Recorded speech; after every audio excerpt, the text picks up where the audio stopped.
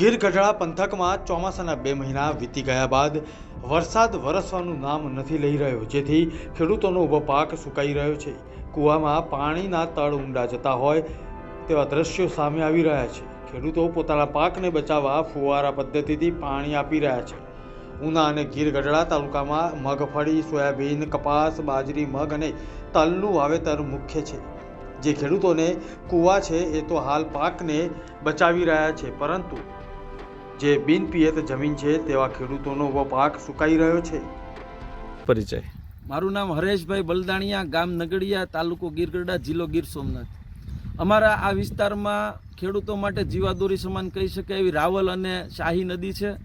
આ વખતે 10 ઇંચ કરતાં પણ ઓછા વરસાદના હિસાબે આ બે નદીઓ કોરી છે, પાણીના તળ એકદમ નીચા છે અને ખેડૂતોએ જે પાક વાવ્યો છે એ પાક બચાવવો ખેડૂતો માટે બહુ મોટો પડકાર છે। પાછોતરો વરસાદ થાય તો પણ આ પાક નિષ્ફળ જવાની પૂરેપૂરી સંભાવના છે।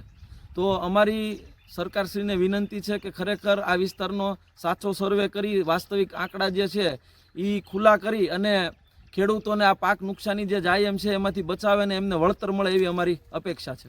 જ્યારે બીજી તરફ ગીર ગઢડા તાલુકાના કોદિયા ગામ પાસે આવેલી મંછુત્રી નદી પરના ડેમના 95% જેટલો ભરાયો છે તેવા અહેવાલ મળી રહ્યા છે। આ ડેમ ભરાતા મંછુત્રી નદીમાં પાણી વહીને નીચે આવેલા ચેકડેમો ભરશે। આ ડેમ ઉપર વોગાન જ આવેલા છે અને જેથી પાણી દરિયામાં વહી જાય છે। અન્ય વિસ્તારોમાંથી પસાર થતી શાહી અને રૂપિયા નદી પણ ખાલી ખમ જોવા મળી રહી છે। આમ વરસાદ ન વરસતા ખેડૂતો મુશ્કેલીમાં મુકાયા છે।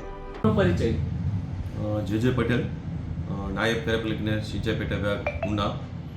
સર, વાત કરવામાં આવે તો જે ઉના અને ગીર ગઢડાની જીવાદોરી સમાન અહીંયા બે મોટા ડેમ આવેલા છે, તેમજ નાના નાના ચેક ડેમો છે।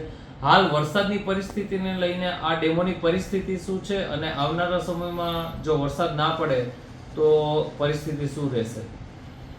અત્રેની પેટા વિભાગ કચેરી હસ્તક કુલ 2 મોટા જળાશયો આવેલા છે, જેમાં સર્વપ્રથમ જોઈએ તો રાવલ સિંચાઈ યોજના, જે ગેટેડ ડેમ છે।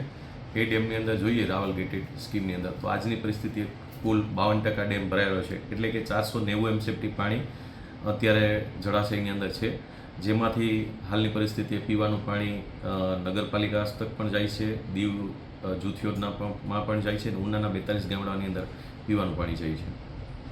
અને જ્યારે બીજો જે ડેમ છે અત્રેની પેટા કચેરી હસ્તક, એ મછુંદરી સિંચાઈ યોજના છે, જે એ વેસ્ટવિયર પ્રકારની યોજના છે, જેમાં ગેટ ના હોય અને એ યોજનાની અંદર થોડા સમયની અંદર બાણેજ એરિયામાં વરસાદ પડતા તેની ટ્રિબ્યુટરીમાં પાણી આવક થતાં 97% જેવો ડેમ આજની પરિસ્થિતિએ ભરાયેલો છે અને તેની અંદર પણ પીવાનો પૂરો જથ્થો ઉપલબ્ધ છે અને આવનાર સમયમાં ખેડૂતોને સિંચાઈ માટે પણ પાણી જોઈએ તો પણ આપણી પાસે 10 પાણ આપી શકાય તેટલું પાણી અત્યારે ડેમમાં ભરાયેલું છે।